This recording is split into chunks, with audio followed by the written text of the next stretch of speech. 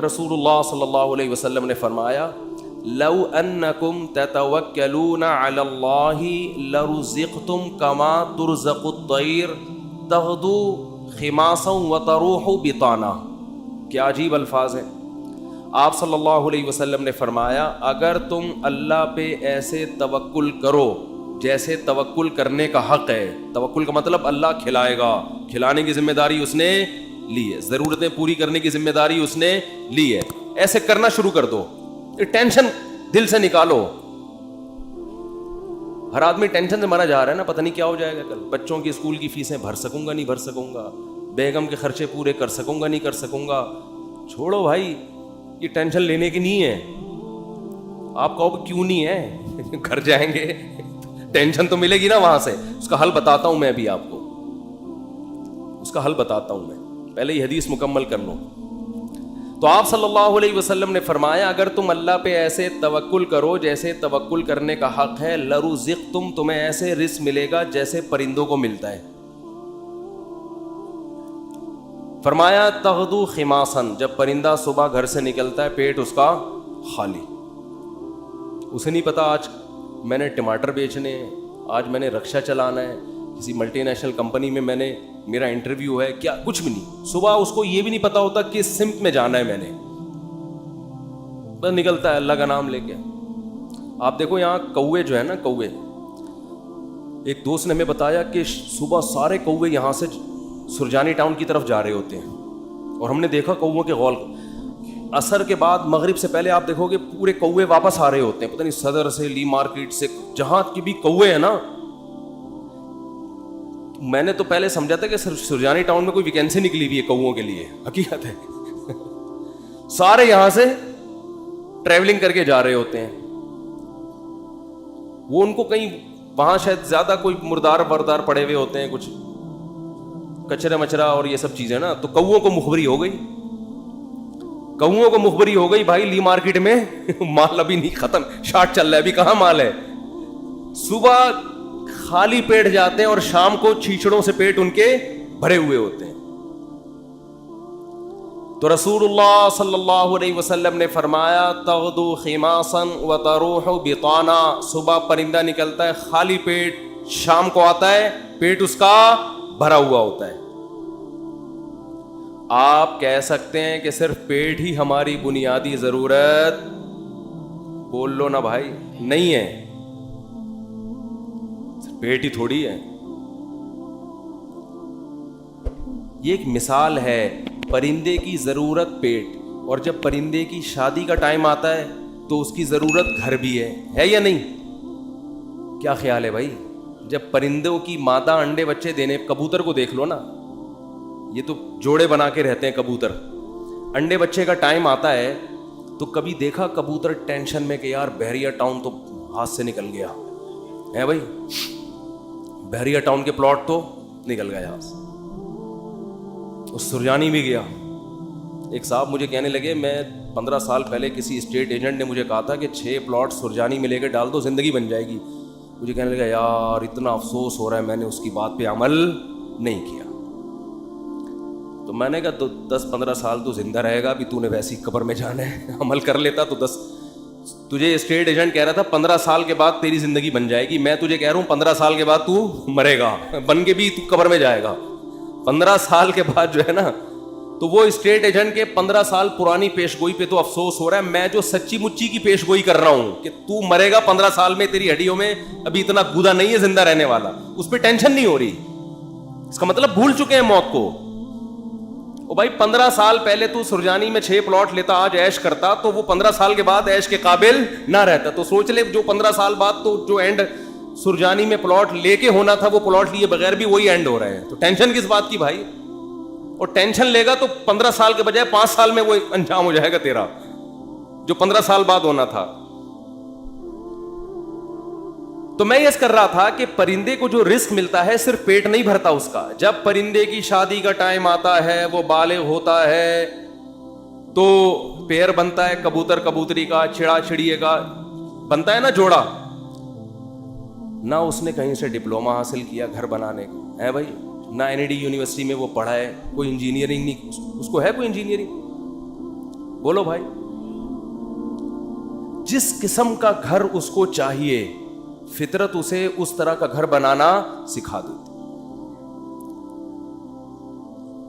کھجور کے درختوں میں سوراخ کر کے رہتے ہیں, اور آپ دیکھو یہ پرندے کیسے, یہ نر مادہ مل کے کیسے تنکے تلاش کر رہے ہوتے ہیں اور کیسے ان کو بہترین انداز سے پرو رہے ہوتے ہیں. ایسے نہیں کہ کوئی بھی کچرا اٹھا کے, ہم جب مرغیوں کے ڈڑبے بناتے ہیں نا تو کچھ بھی اٹھا کے ڈال دو اس کے اندر. پرندہ ایسا نہیں کرتا, بڑی تمیز سے بڑے خوبصورت انداز سے وہ گھونسلہ بناتا ہے, خوبصورت انداز سے, ایسا کہ وہ سردی گرمی سے بھی محفوظ رہے, دشمنوں کے شر سے بھی محفوظ رہے. بہت خوبصورت انداز سے وہ گھونسلے بناتے ہیں. تو آپ بتاؤ, انسان جو اشرف المخلوقات ہے, جس کے لیے اس کائنات کو بنایا گیا, اللہ اس کی گھر کی ضرورت پوری نہیں کرے گا؟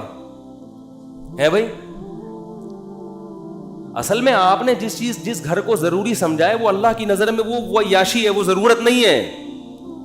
وہ آپ کی بہت اوپر کا سوچ رہے ہیں آپ.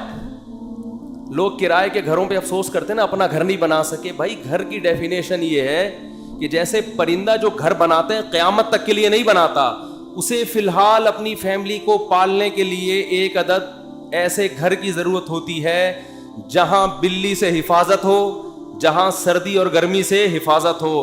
اللہ کہتے ہیں تیری یہ بنیادی ضرورت ہے, چونکہ تو نسل بڑھا رہا ہے فطرت کی تکمیل کے لیے, تو اس گھر کی ضرورت پوری کرنا یہ کس کے ذمے ہے؟ یہ فطرت کے ذمے, جس کو جو خدا ہے, اصل میں خدا کے ذمے ہے. پرندہ نسل بڑھاتا ہے اس کائنات کی رنگینیوں کو برقرار رکھنے کے لیے, اپنے لیے نہیں. تو اب آپ بتاؤ, جب آپ کی نسل پیدا ہوگی جو مقصود کائنات ہو, تو گھر کی بنیادی ضرورت خدا نے اپنے ذمے لی ہے کہ نہیں لی ہے؟ وہ پرندوں کی ضرورتیں پوری کر رہا ہے اور انسان کو ٹینشن میں ڈال دے. تو یہ آپ کی بنائی ہوئی ٹینشن ہے, یہ خدا کی دی ہوئی ٹینشن نہیں ہے. یہ اللہ کی طرف سے عطا کردہ ٹینشن نہیں ہے, یہ آپ کی ٹینشن ہے جو آپ نے اپنے اوپر مسلط کر لی. پرندہ جو گھر بناتا ہے وہ بھی کرائے کا گھر ہوتا ہے, اس کا ذاتی نہیں. کرائے کا مطلب نکلنا ہے اس نے یہاں سے, ہمیشہ کے لیے تھوڑی ایک ہی جگہ گھونسلہ. پھر جب اس کے انڈوں سے بچے نکلتے ہیں, ایک تو 12 گھنٹے کی ڈیوٹی ہوتی ہے کبوتر اور کبوتری کی. 12 گھنٹے کبوتر, یہ شکر کرو اللہ نے مردوں میں ایسا نظام نہیں رکھا, یہ اللہ کا بڑا فضل ہو گیا. ہمارے یہاں خواتین ہی پالتی ہیں, مرد کا کام ہے شیلٹر دینا, تحفظ دینا, خرچہ اٹھانا.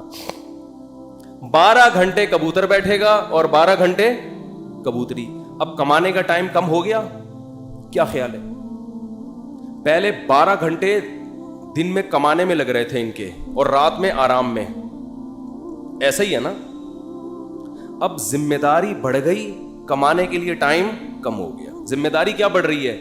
اب اپنا بھی کمانا ہے اور اپنے بچوں کے لیے بھی دانا لے کر آنا ہے. ٹائم کم ہے کمانے کے لیے اور کھانے والے زیادہ. کہ نہ آج تک دیکھا کہ بھوک سے مرے ہوں پرندوں کے بچے, کہیں قحط پڑا ہوا ہو تو ایک الگ بات ہے. کبوتر کبوتری جاتے ہیں, باریاں سیٹ کرتے ہیں, 12 گھنٹے یہ 12 گھنٹے وہ, پھر جب چوزے نکل جاتے ہیں اس سے بچے نکل جاتے ہیں, وہ بھی کما کے خود بھی اپنا پیٹ بھی بھر رہا ہے اور اپنے بچوں کا پیٹ بھی بھر رہا ہوتا ہے.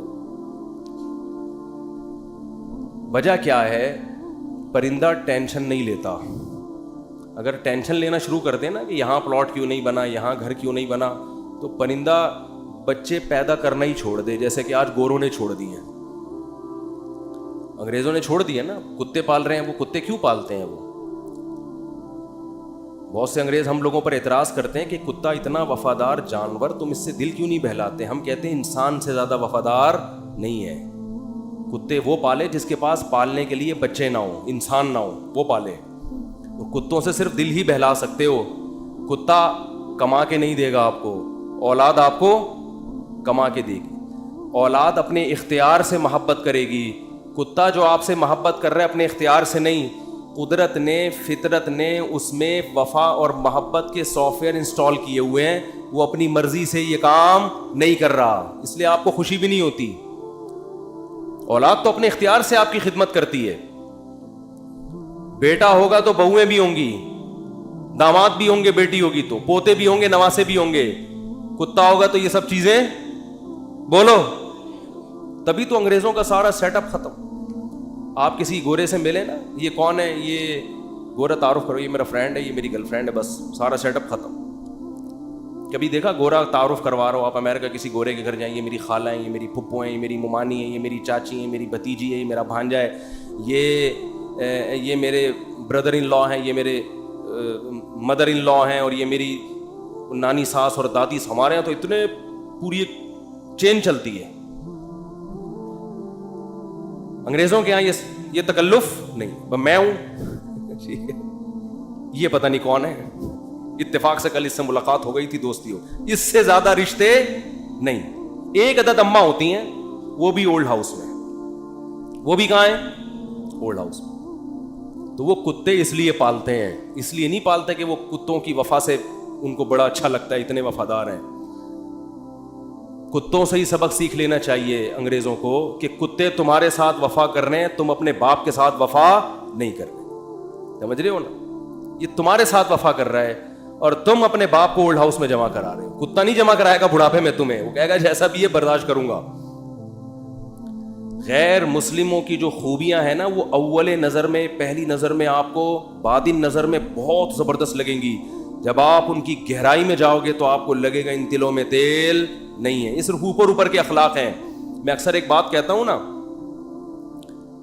کہ لوگ اکثر ہمیں کہہ رہے ہوتے ہیں کہ انگریزوں کے اخلاق بہت اچھے, تھینک یو, بات شروع کرنے سے پہلے 3 دفعہ تھینک یو. جیسے ہمارے کوئی وظیفہ جب بتایا جاتا ہے نا, تو شروع میں اول آخر 11 دفعہ درود شریف پڑھیں. تو انگریز بھی جب کوئی بات کرے گا تھینک یو سے شروع کر کے تھینک یو پہ ختم. اور ہمارے ہاں گالیوں سے شروع کر کے درمیان میں بھی گالی اور آخر میں بھی گالی. اتنا وہ تھینک یو نہیں کہتا جتنی ہمارے ہاں گالیاں ہیں. لوگ مجھے کہتے ہیں مفتی صاحب آپ پھر بھی کہتے ہو مسلمان اچھے ہیں, اتنی گالیاں دے رہے ہیں صبح شام, پھر بھی اچھے ہیں. اور انگریز ہر بات میں مسکراتا ہے, تھینک یو, پھر بھی. میں کہتا ہوں بھائی وہ تھینک یو پہ پیسے خرچ نہیں ہو رہے. ہم جب گھر میں جاتے ہیں تو ہم سے جو گھر والوں کے, بیگموں کے مطالبے ہوتے ہیں نا, گورا یہ مطالبے افورڈ, بولو, نہیں کر سکتا. ہم گھر والوں کو گھر مہیا کرنا کس کی ذمہ داری ہے؟ یہ جو بحریہ ٹاؤن کے پلاٹ کے لیے مچل رہا ہوتا ہے تو بیگم کی وجہ سے ٹینشن میں ہوتا ہے. بیوی نہ ہو تو روڈ پہ بھی زندگی گزر جاتی ہے. گھر کروڑوں روپے کا گھر لے کے دے گا, بچوں کے لیے پراپرٹی خرید رہا ہوگا, میں مر گیا تو بچوں کا کیا ہوگا. انگریز کرتا ہی ہے کہ میں مر گیا تو بچوں کا کیا ہوگا. گورنمنٹ پالے گی, میں تھوڑی پالوں گا. ہمیں پتا ہے کہ بھائی ہم نے انتظام کر کے جانا ہے ان کے لیے. پھر محلے کے خراب لڑکوں کے ساتھ تو نہیں بیٹھ رہا, صبح شام یہ ٹینشن. دعائیں کرا رہے ہوتے ہیں مولوی صاحب کے پاس, مولوی صاحب دعا کرو میرا بچہ آج کل چرسیوں میں اٹھ رہا بیٹھ رہا ہے, دعا کرو کچھ انسان کا بچہ بن جائے. گورے کو یہ ٹینشن ہوتی ہے. کبھی دیکھا گورا پادری کے پاس گیا ہو کہ میرا بچہ جو ہے وہ چرسیوں میں آج کل بیٹھ رہا ہے؟ پادری کہے میں تو خود پیتا ہوں.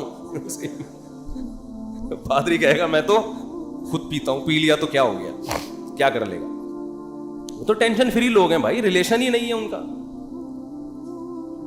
پھر بیگم کے بھائی گھر میں آ رہے ہیں تو اس کو پوچھا کیوں نہیں. ایک صاحب نے بتایا میرا اتنا پھٹا ہو گیا گھر میں, ایک دن میرا سالہ آ گیا, میں کہیں دماغ میرا حاضر نہیں تھا, میں نے اس کو چائے کا پوچھنا بھول گیا. میں کہہ رہا ہے جو میری بیگم نے ہنگامہ کیا ہے کہ میرے بھائیوں کو پوچھتے نہیں ہو اتنی. اور یہ عورت کے لیے ٹینشنیں اٹھا رہا ہے مرد. کس کے لیے؟ عورت کے لیے. گرل فرینڈ نہیں رکھی ہوئی اس نے, پوری زندگی کی ٹینشن.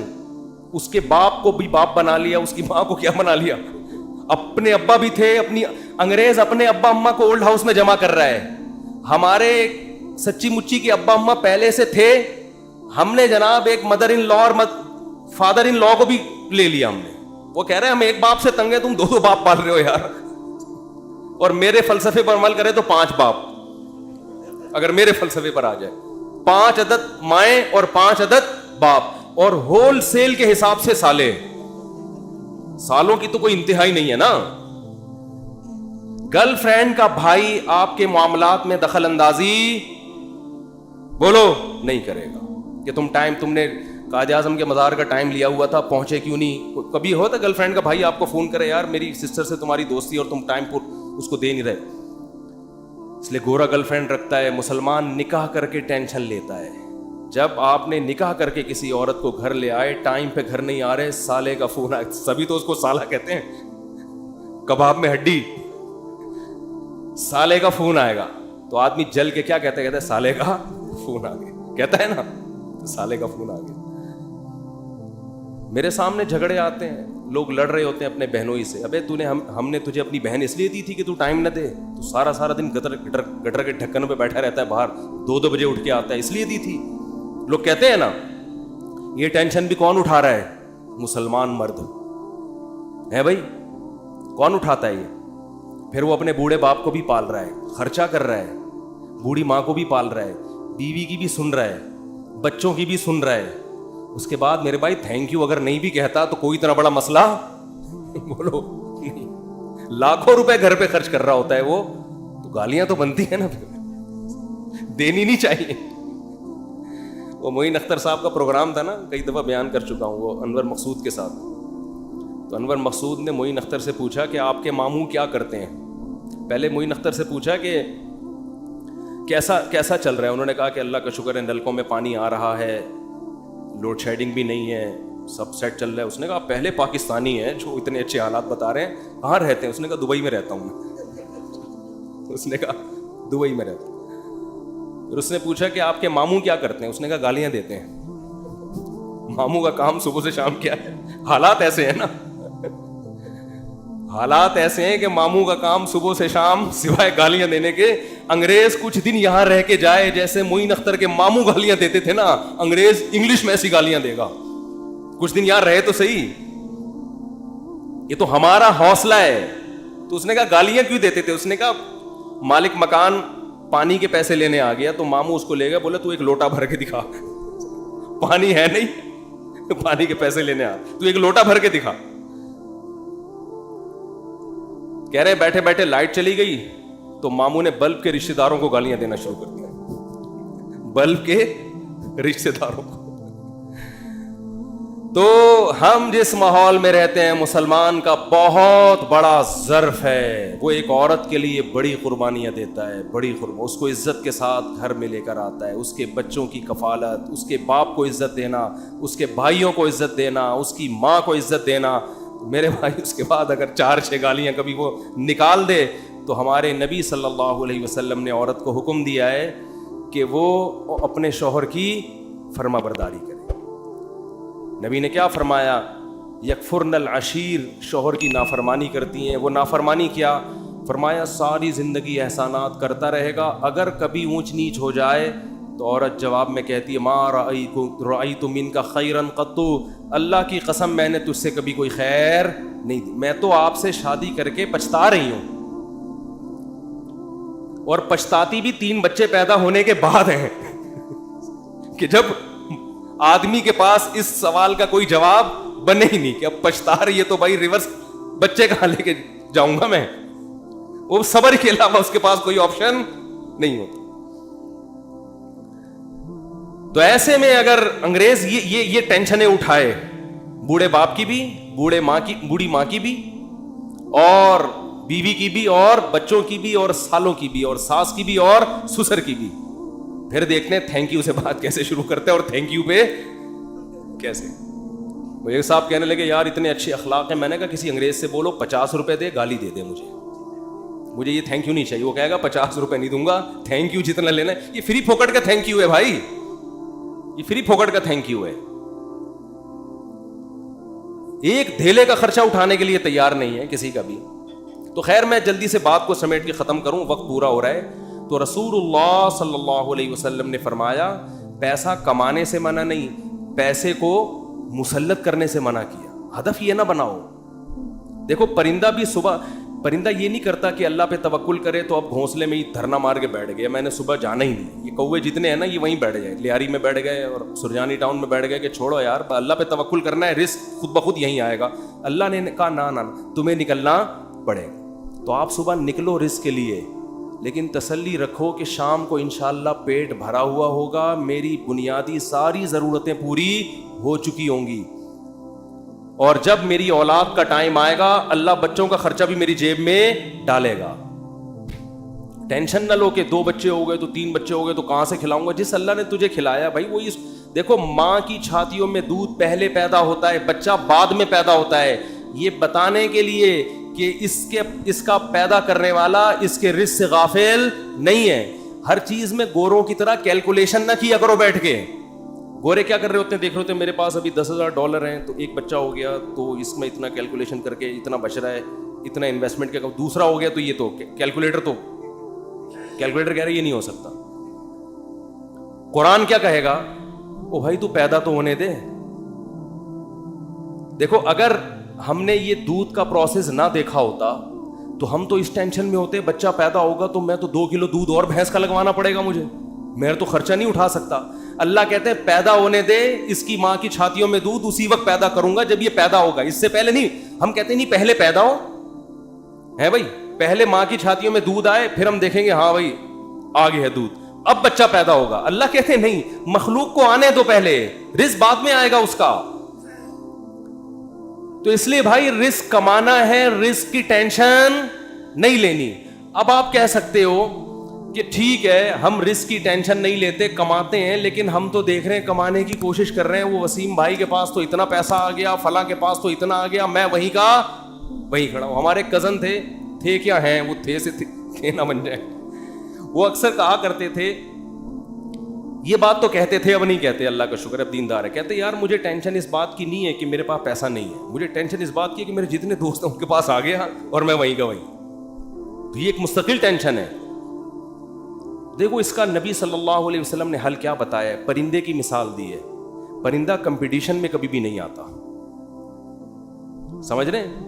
پرندہ یہ نہیں کرتا کہ وہ والے چڑیا نے وہاں جگہ اس لوکیشن پہ گھونسلہ بنایا بحریہ ٹاؤن کے قریب اور میں لیاری ندی کے اوپر گھونسلہ, نہ نہ نہ نہ. پرندہ کہتے ہیں میرے لیے, میرے بچوں کی حفاظت کے لیے مجھے گھونسلہ چاہیے, لوکیشن کو وہ زیادہ اہمیت نہیں دیتے. میں دشمنوں سے میری حفاظت رہے, ٹھیک ہے نا, سردی گرمی سے میری حفاظت رہے. میں نہیں کہہ رہا آپ لیاری ندی کے اوپر گھر بنائیں, وہ تو حفاظت نہیں رہے گی آپ کی, کیونکہ ندی تو ندی ہے نا. تو آپ نے یہ سوچنا ہے کہ مجھے اپنے گھر میں تحفظ کے ساتھ, گھر والوں کے ساتھ رہنے کے لیے چھت چاہیے. یہ چھت اللہ انشاءاللہ میسر کرے گا, چاہے اپنی ہو چاہے کرائے کی ہو, یہ ٹینشن نہیں لینا ہے. یہ ٹینشن کہ میری اپنی چھت ہو کرائے کی نہ ہو, یہ آپ کی بنائی ہوئی ٹینشن ہے. اللہ نے اس رزق کا وعدہ آپ سے نہیں کیا ہے, یہ غریبی ہے, یہ غریبی ہے. بنیادی ضرورت آپ کی سالن روٹی ہوتی ہے نا. ارے بھائی آپ گئے ہوٹل میں, نہاری لے آؤ, 2 روٹی لے آیا, نہاری لے آیا, ایک گریبی منگوا لو گے, 2 منگوا لو گے, اس کے بعد کہے گا بھائی یہ گریبی ہے, اصل جو پیسے تھے نا وہ پلیٹ کے تھے. اب آپ نے گریبی کو مقصود بنا لیا, آپ جاتے ہی گریبی پہلے منگوا رہے ہو کہ یار 2 نہاری کی گریبیاں لے آ. اس کو غصہ آئے گا بھائی گریبی تو ضمناً ہوتی ہے. آج جو گریبی تھی نا, ذاتی گھر گریبی ہے, یہ بنیادی ضرورت نہیں ہے. گاڑی غریبی ہے, بنیادی ضرورت W11 میں بہت اچھی طرح سے پوری ہوتی ہے. ہم نے تو بھائی 20 سال W11 میں سفر کیا ہے اور اللہ کی قسم اب ترستے ہیں کہ W11 میں بیٹھے ہیں, لیکن اب شہرت اتنی ہو گئی کہ وہ بیٹھ نہیں سکتے. اب وہ W11 والا بھی اٹھ کے آ جائے گا کہ میں نہیں چلا رہا, میں گپ شپ کر رہا ہوں آپ سے. ورنہ عامر بھائی W11 کا مزہ آپ نے لیا ہوگا نا. W11 کراچی کی بہترین سوغات ہے بھی. G7 4L میں اللہ دشمنوں کو بھی نہ بٹھائے. جس طرح وہ چلاتا ہے نا اتنی بڑی بس کو, ہم تو جب بھی بیٹھے ہیں 2-2 فٹ اچھل کے.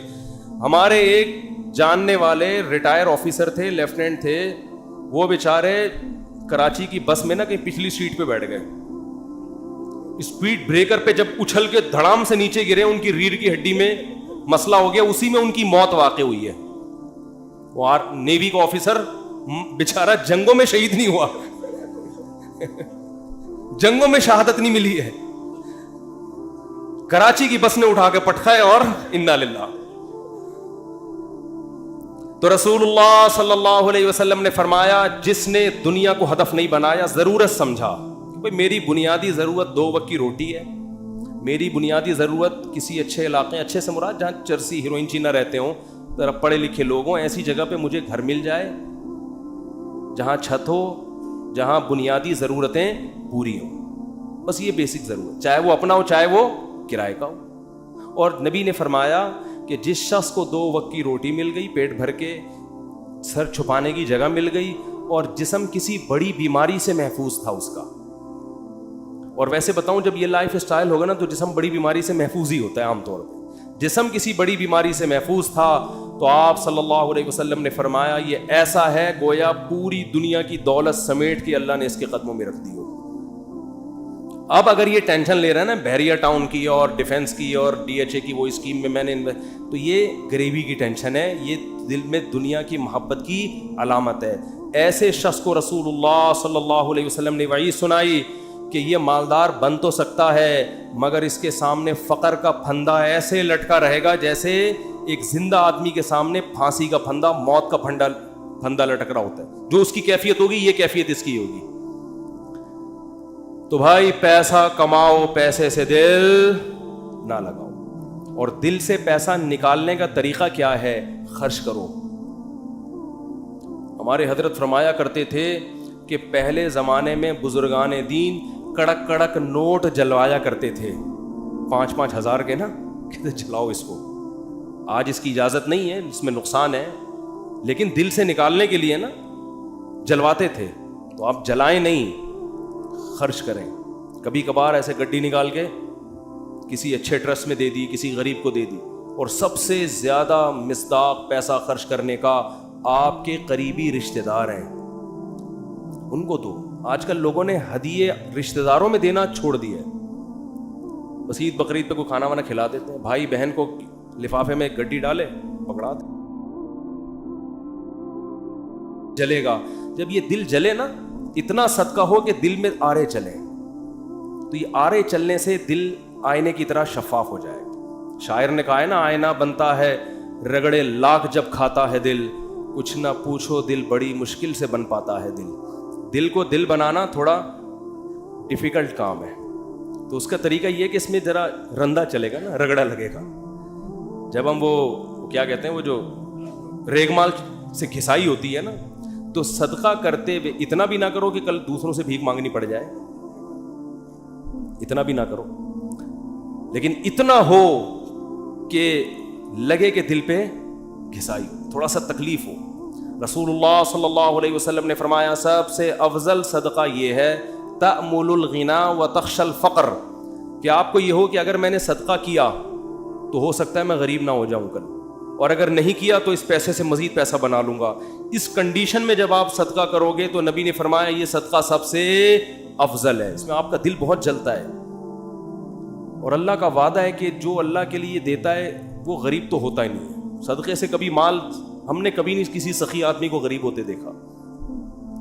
تو اس سے دنیا کی محبت کم ہوگی. حدیث مکمل کر کے بس بیان ختم کرتا ہوں. فرمایا جعل اللہ فقرہ بین عینی وفرق علیہ شملا, جب دولت کو ہدف بنائے گا, مسلط کر لے گا, تو فقر کا پھندا اللہ اس کے سامنے لٹکا دیں گے. ہر وقت ڈر لگا رہے گا یار میں غریب نہ ہو جاؤں. پیسہ ہے, پلاٹ پڑے ہوئے, لیکن ڈر لگا رہے گا یار میں غریب نہ ہو جاؤں. دوسرا فرمایا وفرق علیہ شملا, اس کی فکروں کو اللہ بکھیر دیں گے. اتنی ٹینشن ہے, یہ کام بھی ہو جائے, یہ بھی صحیح ہو جائے, یہ والا بھی ہو جائے, پتہ نہیں سارے کام ٹھیک ہوں گے, ایک اٹکا ہوا ہوگا اس کی وجہ سے ٹینشن. وہ یہ نہیں دیکھ رہا کہ میرے سارے کام ٹھیک ہو رہے ہیں, چلو ایک نہیں ہوا تو کیا ہے. تو اس کی فکروں کو اللہ بکھیر دیں گے, اسے پتہ نہیں چلے گا میری اصل ٹینشن ہے کیا, مجھے سکون ملے گا کس چیز میں, اتنی فکریں.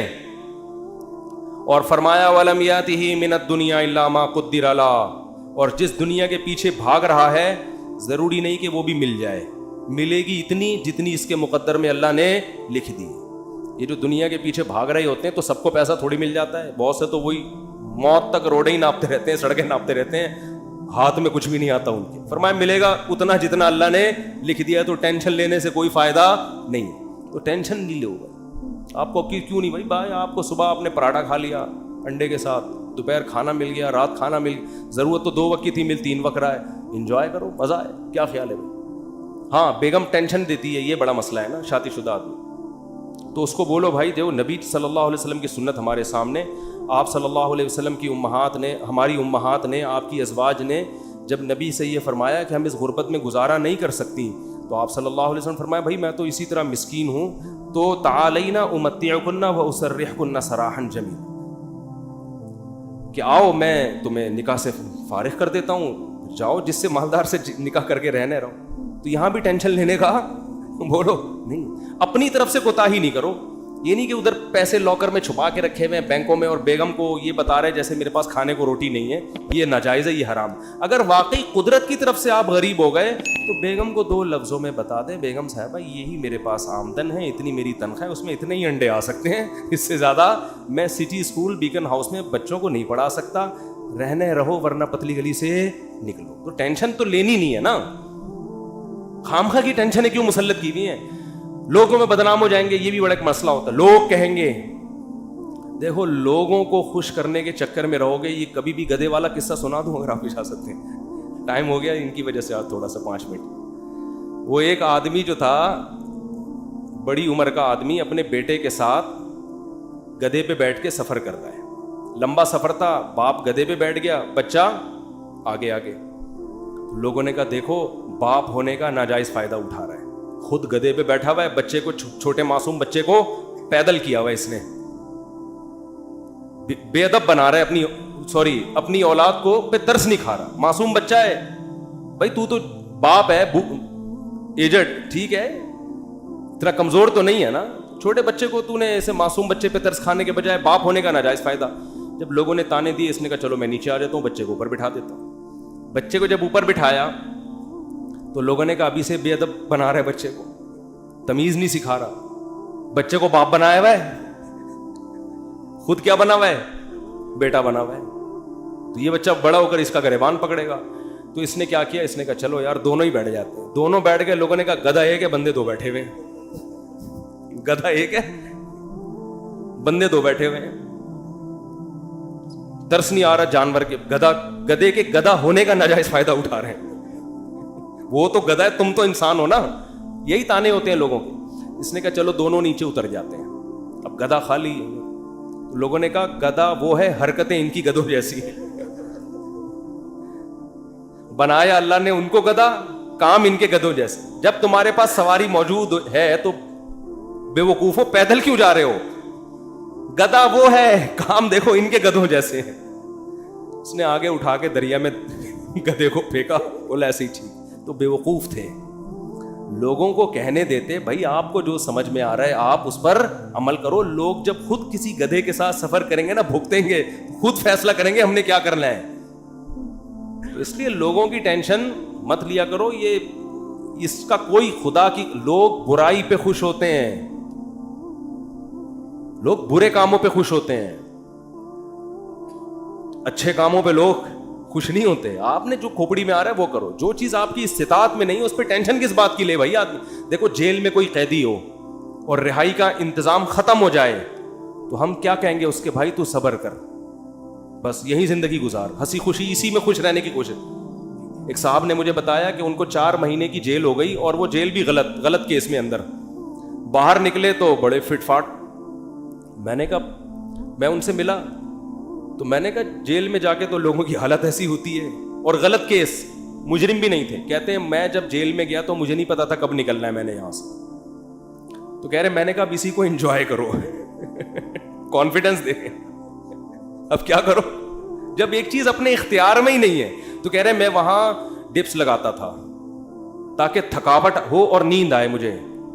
اور اچھا وہ ڈولے شولے بھی نا کافی بن چکے تھے ان کے بڑے. میں نے کہا کیا کر رہے؟ کہہ رہے بھائی ہم ڈپس لگاتے تھے, اٹھک بیٹھک 400 بیٹھیں اوپر نیچے, اور اس طرح میں سارا. اور کہہ رہے جن لوگوں نے یہ کام نہیں کیا وہ دیواروں سے سر مار مار کے پاگل ہو گئے وہ. تو جو چیز اپنے اختیار میں نہیں ہوتی اس کی انسان ٹینشن نہیں لیتا. بھائی اختیار, غربت آپ کمانے کی کوشش کر لی پھر بھی نہیں آ رہے ہیں تو پھر بھی کوئی سسرال والے, اور سسر اگر تنگ کرے نا, سسر بولیں گے ہمارے بچے کو سٹی اسکول میں کیوں ایڈمیشن نہیں دلا رہے, ہمارا یہ بھی, ہماری بھی تو اولاد ہے نا. ایک صاحب نے مجھے کہا کہ بھائی میرے پاس پیسے ہی نہیں بچتے, انڈے کے پیسے نہیں ہیں میرے پاس, میں بچے کو بیکن ہاؤس میں سٹی اسکول میں کیسے پڑھاؤں. تو میں نے کہا نہیں پڑھاؤ یار, جتنی استطاعت ہے اس حساب سے پڑھا لو. کہہ رہے سسرال والے تنگ کر رہے ہیں, ساس کا فون آتا ہے کہ کیا کر رہے ہو. تو میں نے کہا ساس کو بول دو کہ میری اولاد ہے بھائی, میں زیادہ اچھا فیصلہ کر سکتا ہوں. کہہ رہے ہیں میں نے جب اپنی ساس کو اور سسر کو یہ کہا کہ میرے بچے ہیں, مجھے زیادہ فکر ہے, تو انہوں نے کیا ہمارے بچے نہیں ہیں یہ, یعنی ہماری بھی تو بیٹی کی اولاد ہے, کیا ہمارے بچے نہیں ہیں؟ تو وہ داماد مجھے فون کر کے کہہ رہے ہیں کہ میری ساس سسر نے کہا کہ کیا یہ ہمارے بچے نہیں ہیں؟ تو حضرت اس بات کے آگے میں کیا ہو گیا, خاموش. میں نے کہا یہیں سے تو بات شروع ہوئی تھی, یہیں سے تو بات شروع ہوئی تھی. ان سے کہتے یقیناً آپ کے بچے ہیں, لہذا آدھی فیس آپ اور آدھی ہم دیں گے. زبردست کام ہو گیا, ہٹو بچوں ہو گیا یہ. میں نے کہا انہوں نے تو خود جواب دے دیا, فری پھوکٹ کے بچے تو سارے محلے کے اپنے بچے بنا لو. میں نے کہا ان سے بولو سٹی اسکول کی آدھی فیس آپ دیں گے کیونکہ آپ کے بچے بھی ہیں, ورنہ صرف مشورے کی حد تک نہیں ہوتا یہ. تو میں نے کہا بھائی ٹینشن نہیں لے, جتنی تیرے اندر گنجائش ہے ٹھیک ہے, نہیں ہے تو نہیں ہے. تو اللہ سے دعا ہے, وقت پورا ہو گیا, اب ٹاپک پھر اگلے ہفتے انشاءاللہ مکمل کریں گے. اللہ تعالی ہم سب کو سمجھنے کی, عمل کی توفیق عطا فرمائے. وما علیہ